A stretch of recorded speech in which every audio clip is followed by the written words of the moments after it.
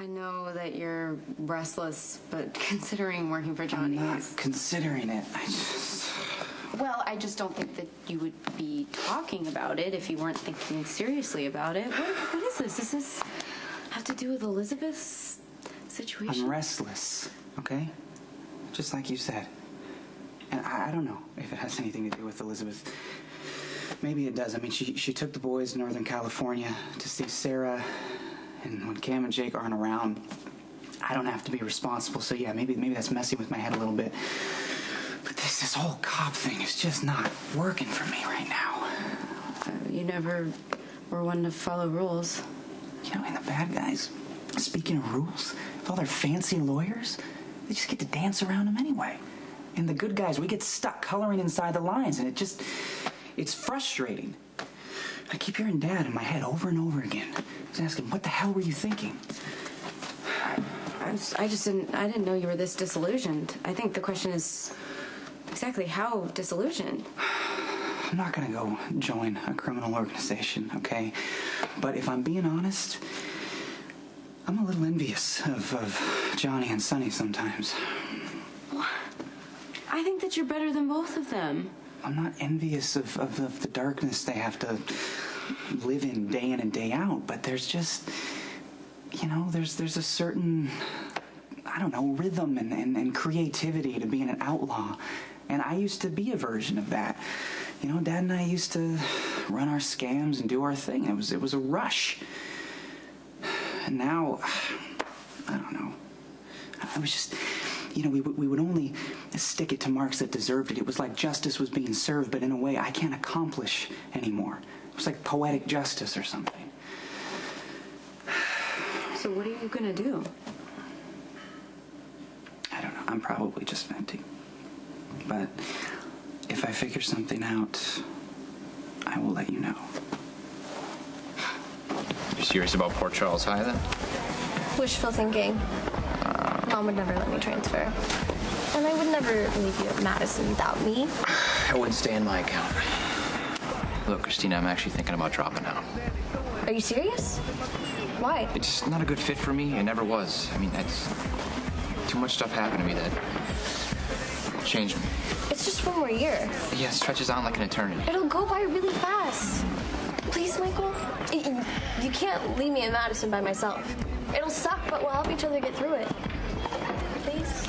We're having a water fight. I want you to be my partner. I'm sorry, but no, I can't do that. Come on, it'll be fun. Why is it suddenly on me to prove Sonny's guilt or innocence? Everything I've got tells me that Sonny's lying. Look, I have to operate under certain constraints, but you have no limits, okay? And you got Spinelli. Get him on this case. Find a gun. Find a witness. Give me something I can use to exonerate Sonny. I can't tell you how crazy it makes me knowing Sonny is off. Sonny's off with who?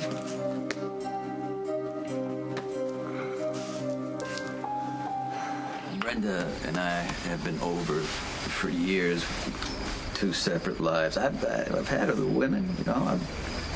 I got 4 beautiful children. And yet, you still think of Brenda. I'm kind of in a crisis right now. Mm-hmm. So, your thoughts turn to the road not taken. Where you'd be if you had made another choice. I just want to see Brenda. I just want to see her. She doesn't, look, no words. She doesn't have to even know I'm there.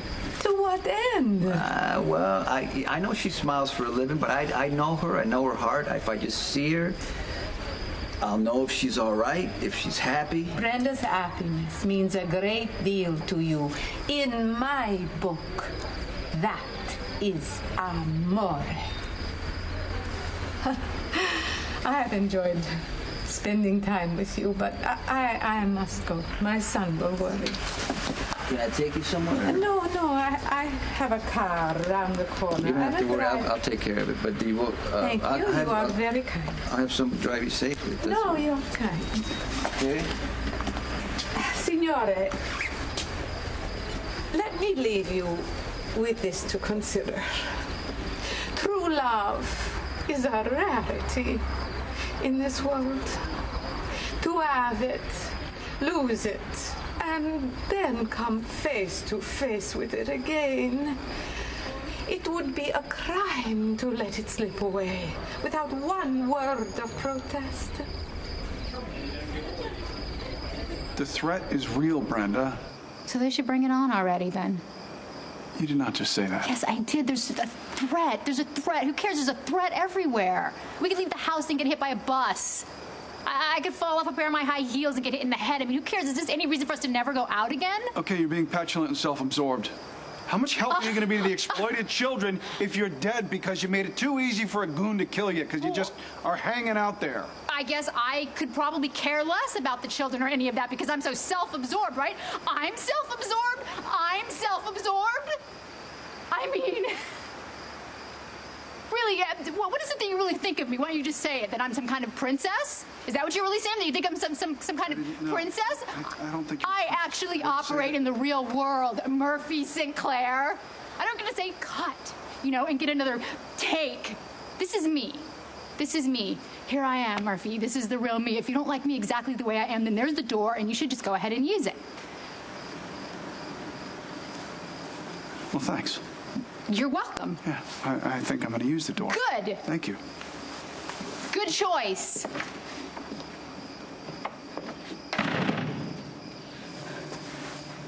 Ugh. Murphy! What are you doing in here? I'm doing this procedure with Dr. Triddall. He had a conflict. Well, I'm not operating with you, Lisa. I don't want you anywhere near me. Okay, we have a patient waiting. He's depending on us to save his shoulder. I mean, isn't that reason enough for us to put our little drama aside until we're on our own time? Or would you rather just throw sand in my face at our patient's expense?